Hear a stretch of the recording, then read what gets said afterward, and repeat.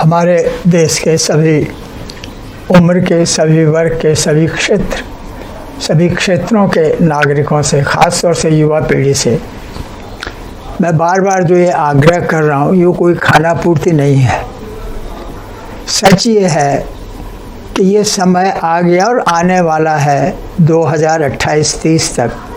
अगर हम लोग नहीं संभले, युवा पीढ़ी नहीं संभली, युवा पीढ़ी ने इन चीज़ों पर मनन नहीं किया, तो शायद बहुत बड़ी चुनौती, बहुत बड़ा चैलेंज, बहुत बड़ी विपत्ति भी देश के समक्ष, खास तौर से युवा पीढ़ी और आने वाली अनंत पीढ़ियों के समक्ष आ सकती है।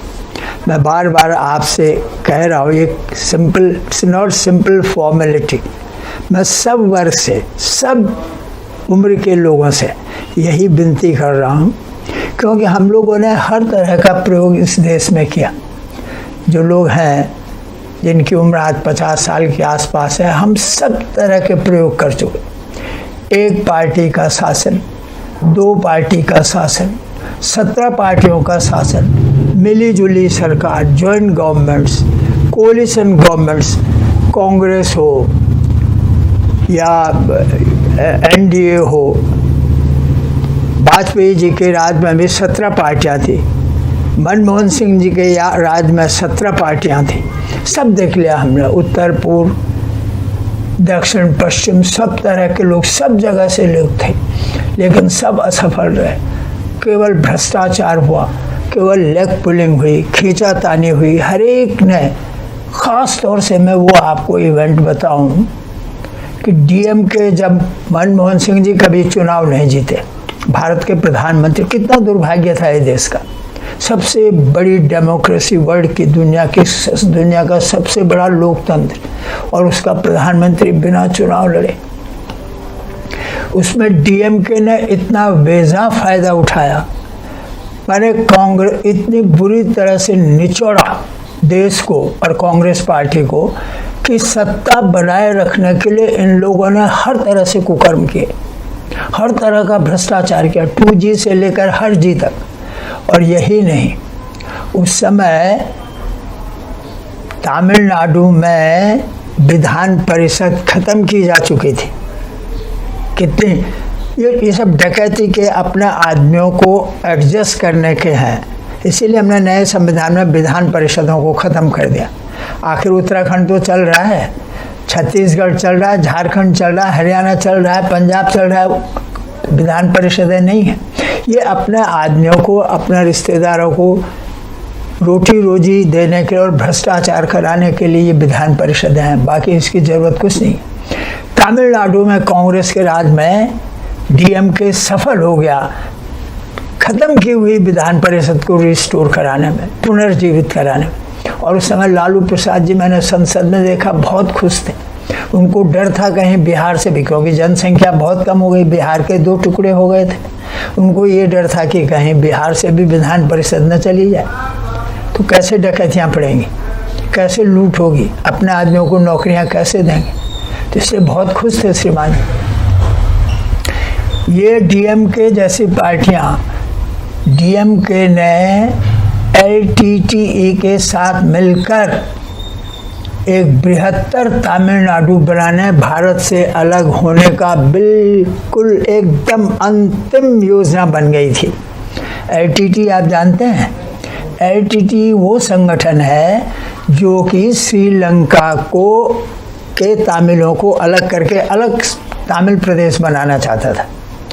वो तो इतने ज़बरदस्त, श्रीलंका में 15 साल तक यही लड़ाई चलती रही, बहुत समय तक, लेकिन आखिर में उन्होंने सत्यानाश करवा दिया LTTE का।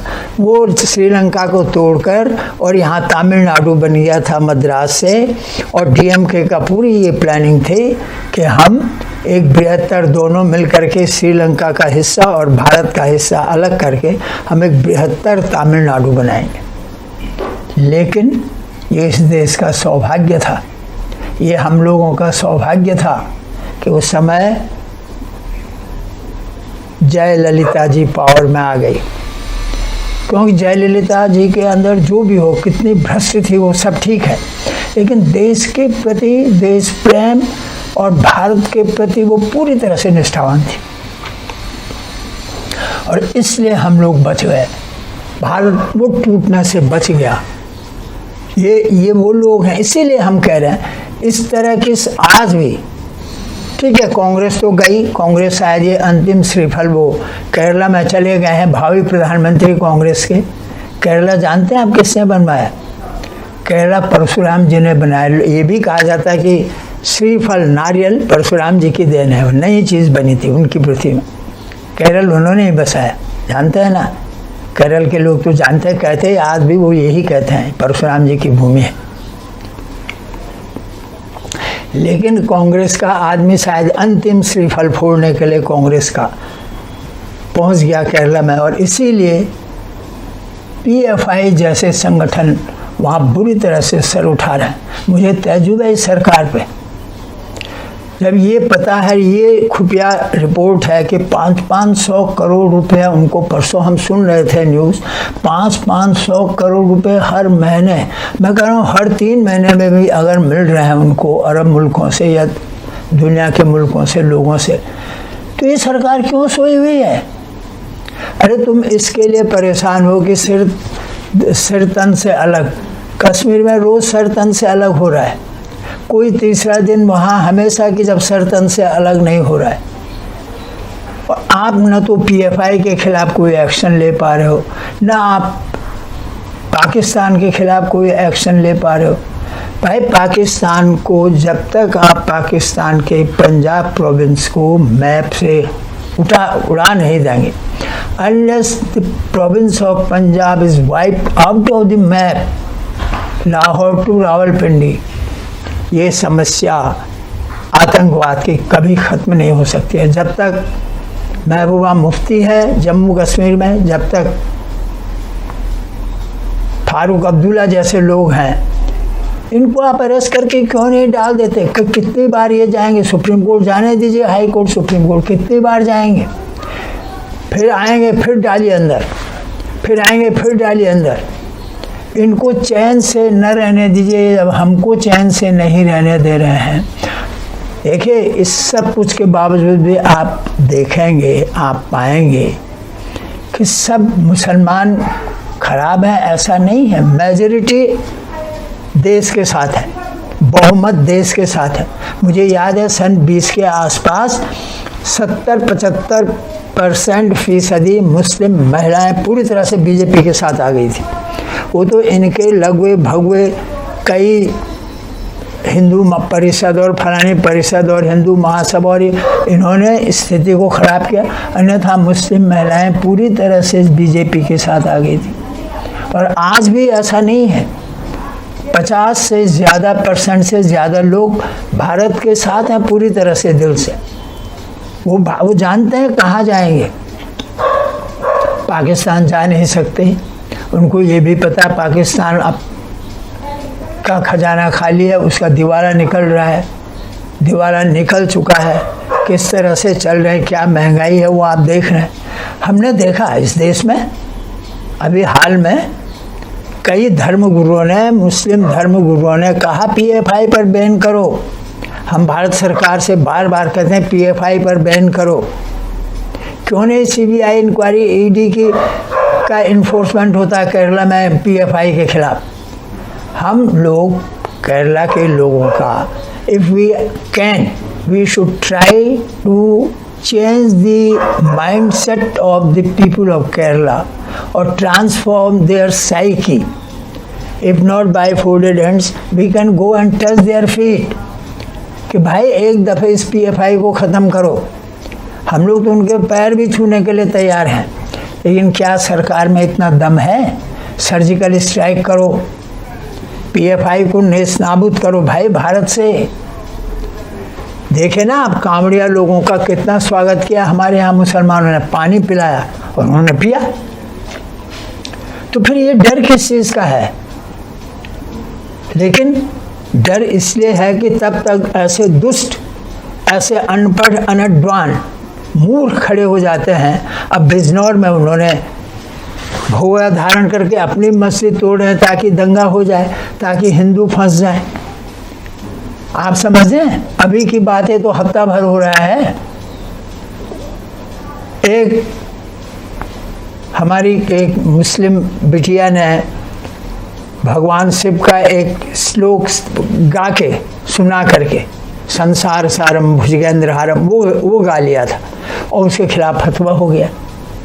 अरे तुम ये फतवा कर रहे हो, तुमने बेगम अख्तर के खिलाफ किया फतवा, सुरैया के खिलाफ किया था फतवा, मोहम्मद रफ़ी के खिलाफ किया था फतवा, और जिसने दमादम मस्त कलंदर गाया वो कौन थी, उसके खिलाफ किया था। अरे 3 महान खान हमारे 3 एक्टर हैं, वो गणेश पूजा करते हैं घर में, तुम्हारी दम है कि उनके खिलाफ फतवा जाहिर कर दो। तुम्हारी कितनी मुस्लिम महिलाएं हिंदू देवी देवताओं का रोल करती हैं सिनेमा में और चैनल्स में, तुम्हारी दम है कि उनके खिलाफ फतवा कर दो। तो फिर तुम क्यों इस देश में रह के उसी थाली में बल्कि उसी थाली में हग रहे हो तुम? क्यों? ऐसे लोगों के खिलाफ मुस्लिम लोगों को बाहर आना चाहिए भाई, प्रोटेस्ट करना चाहिए। मैं जानता हूँ कि बहुत सारे लोग कहते हैं इंटरव्यूज़ में कि साहब ये बहुत गलत बात है ये हो रहा, लेकिन आप आगे क्यों नहीं? ये मुल्ले मौलवी जितने भी आपके हैं इमाम, इनका केवल एक ही उद्देश्य है, सबको अंधकार में, इनको अनपढ़ रखो, इनको पढ़ाओ नहीं तो हमारी रोटी रोजी कैसे चलेगी। इनका सारा उद्देश्य यही है। ये कभी उनको लाइट में आने प्रकाश न मिले, सब अंधकार में रहें और हमारे मुट्ठी में रहें सारे मुसलमान युवक और महिलाएं। लेकिन अब महिलाएं युवकों से, मुस्लिम युवकों से ज़्यादा तेज़ हो गए हैं मुस्लिम महिलाएं। वो अपना हित क्यों, उनको बहुत दबाया, बहुत ज़्यादा दबाया गया, और इसलिए अब वो खुले रूप से आने के लिए तैयार हैं। पाकिस्तान में कितने गायकों की भरमार है, कितने, और यही नहीं, जब वो फैशन परेड में जाते हैं यहाँ मुस्लिम महिलाएं अर्धनग्न, तो तुम्हारा फतवा कहाँ चला जाता है? क्यों नहीं फतवा इशू होता है? ये तो ठीक है, यहाँ कई हैं, हिंदी मीडिया है, कुछ दल हैं, पॉलिटिकल पार्टीज़ हैं जिन्होंने आप पाकिस्तान है, ये सब आग लगाने वाले हैं, लेकिन पानी डालने वाले भी बहुत हैं भाई, पानी डालने वाले भी बहुत हैं। आप इस मामले में आपको मुसलमान साथियों को आगे आना चाहिए, विरोध करना चाहिए। अरे जंग तो खुद ही एक मसला है, ये मसलों को हल क्या देगी माय डियर, मेरे बंधुओं, मुस्लिम बंधुओं, जंग खुद ही एक मसला है, ये मसलों को हल क्या देगी। इसलिए जंग से कुछ नहीं होना है, जंग से कोई सॉल्यूशन, आखिर पाकिस्तान हिंदुस्तान लड़े या कोई भी 2 देश लड़े, इतना द्वितीय विश्व युद्ध हुआ, प्रथम विश्व युद्ध हुआ, आखिर सबको एक साथ एक टेबल में ही आना पड़ा।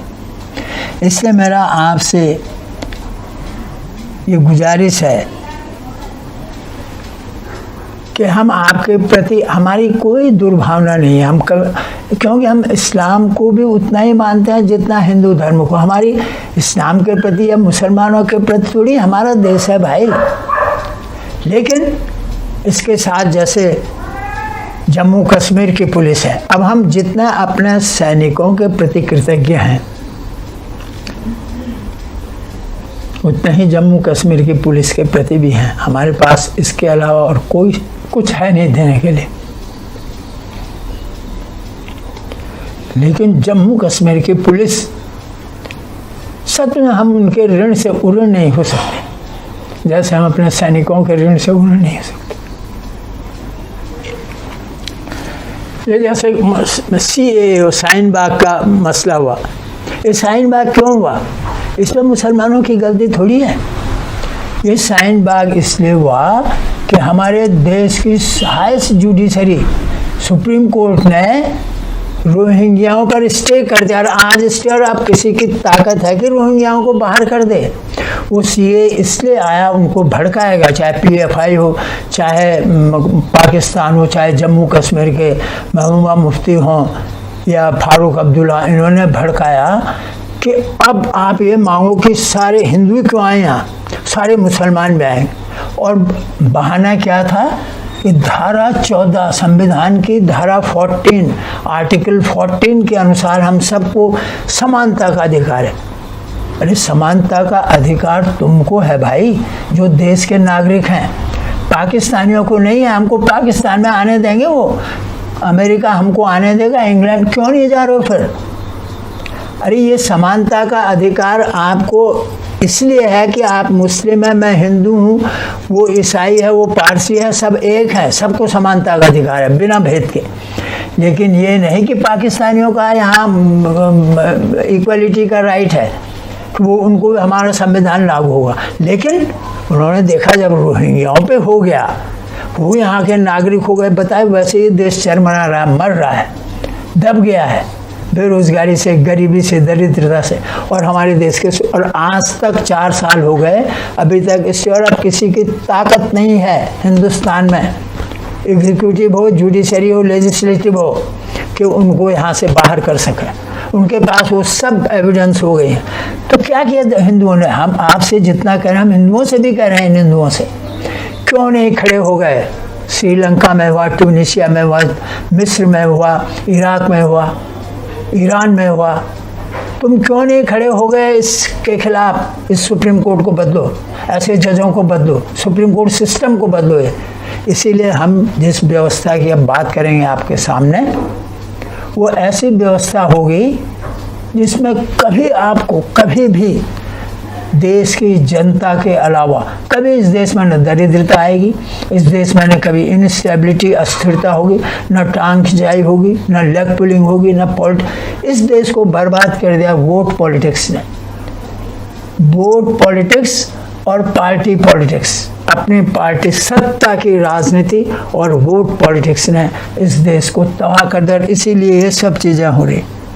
आप डॉक्टर जावेद का प्रोग्राम देखिए कभी फेसबुक में, अगर इतना हो दम। डॉक्टर जावेद पाकिस्तान के हैं, लेकिन कितना बढ़िया प्रोग्राम करते हैं सेल्फ डेवलपमेंट का, इंसानियत का।